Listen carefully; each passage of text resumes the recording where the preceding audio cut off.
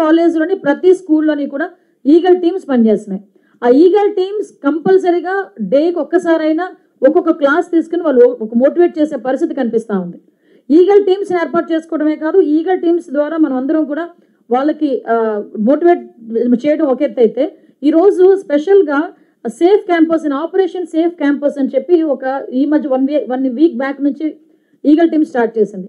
అంటే ఏంటంటే మనకి చాలామందికి తెలియదు, ఒక యాక్ట్ ఒకటి ఉంది, సంథింగ్ కోప్టా యాక్ట్ అని చెప్పి. కోప్టా యాక్ట్ అంటే ఏంటంటే దాని ప్రకారం ఏంటంటే ప్రతి 100 మీటర్ల స్కూల్ నుంచి ఒక 100 మీటర్ల దూరంలో ఎటువంటి టొబాకో కానీ అది సిగరెట్స్ అలాంటివి ఏమి అమ్మకూడదు అని ఒక యాక్ట్ ఉంది. అది 2003లో వచ్చింది అనుకుంటా. అందులో కోప్టా యాక్ట్ 6B ప్రకారం అక్కడ ఎటువంటి చిన్న ఈ పాన్ షాప్స్ లాంటివి ఉండకూడదు.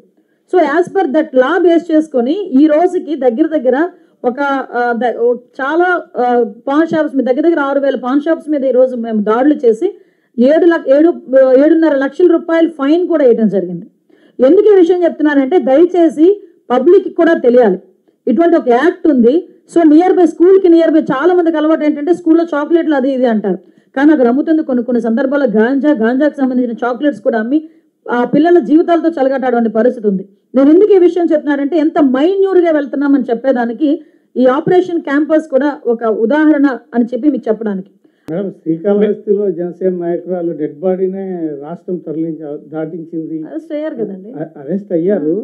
మరి అధికార పార్టీకి చెందినటువంటి ఒక నేత, అందులో నియోజకవర్గ ఇన్ఛార్జి, జనసేన పార్టీ నాయకురాలు, ఆమెనే ఎట్లా చేస్తే కనుక ఈ కూటమి నేతలు మీకు అదే చెప్తున్నా సార్. ఒకటి మీరు దయచేసి ఒకటి వినాలి, నేను ఒకటే చెప్తున్నా.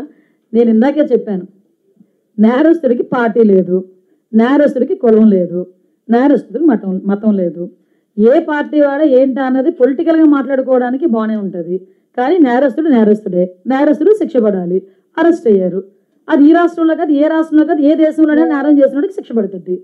మేము అదే స్టాండ్ మీద ఉన్నాం. మేము ఎవరో అతను వెనకేసుకొస్తే, ఇప్పుడు మొన్న ఎవరో అన్నాడు రప్పం అన్నాడు, అది తప్పురా నాయన అని మేము అందరం చెప్తే ప్రపంచం అంతా తప్పు చెప్పింది, కానీ వాళ్ళ నాయకులు ఏం చెప్తున్నారు, అది తప్పు కాదని మాట్లాడుతున్నారు. అది పొరపాటు, అది పాయింట్అవుట్ చేయండి.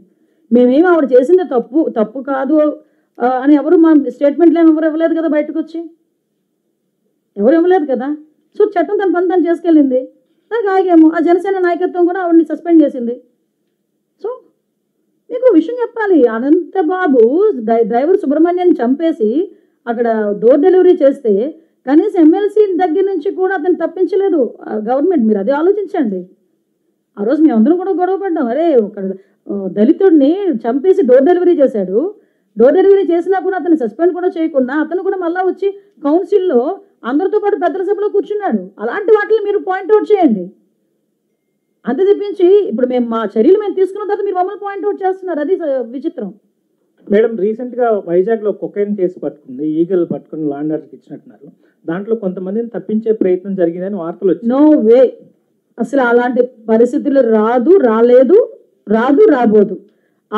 ఆ పొజిషన్లో ఎవరున్నా కూడా మేము చేసుకోవాల్సిన చర్యలు మేము తీసుకుంటాం. అందులో ఎవరిని తప్పించే పరిస్థితి అయితే ఎవరికి లేదు.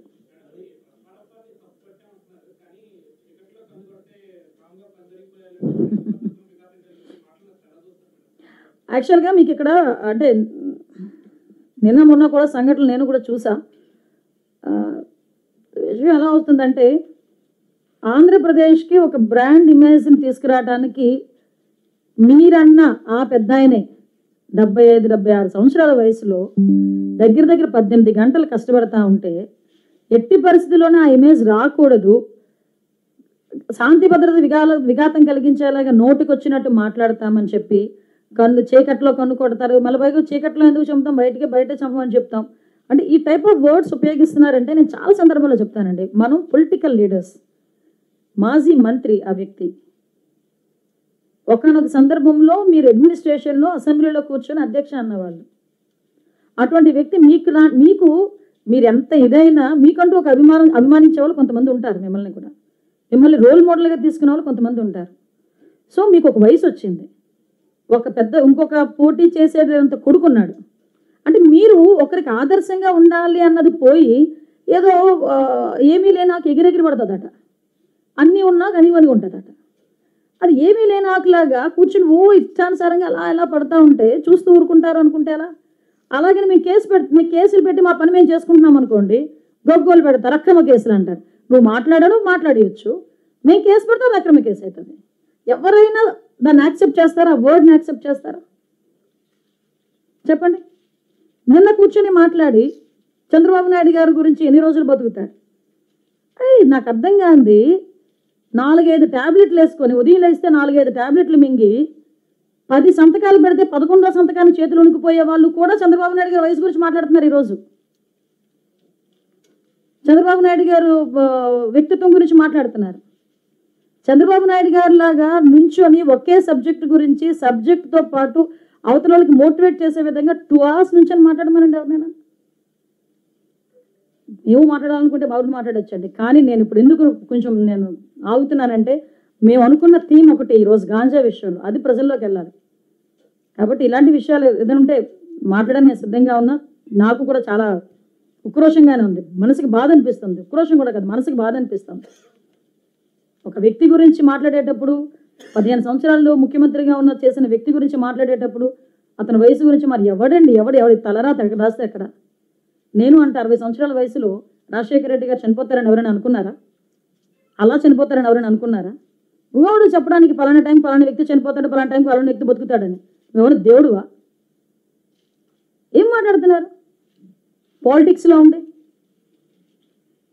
మా మాటలు మాకు చేతగా అనుకుంటున్నారా? లేకపోతే మేము మాట్లాడలేక అనుకుంటున్నారా? మాకంటూ ఒక రెస్పాన్సిబిలిటీ ఉంది. మా మీదంటూ ప్రజలు ఒక నమ్మకాన్ని పెట్టుకున్నారు. మేము చేస్తామని ఆశగా ఎదురు చూస్తున్నారు. ఈ రాష్ట్రాన్ని బాగు చేస్తామని ఆశగా ఎదురు చూస్తున్నారు. వాళ్ళ బిడ్డలకు ఉద్యోగాలు వస్తాయని ఆశగా ఎదురు చూస్తున్నారు. వాళ్ళ జీవితాలు బాగుపడతాయని ఆశగా ఎదురు చూస్తున్నారు.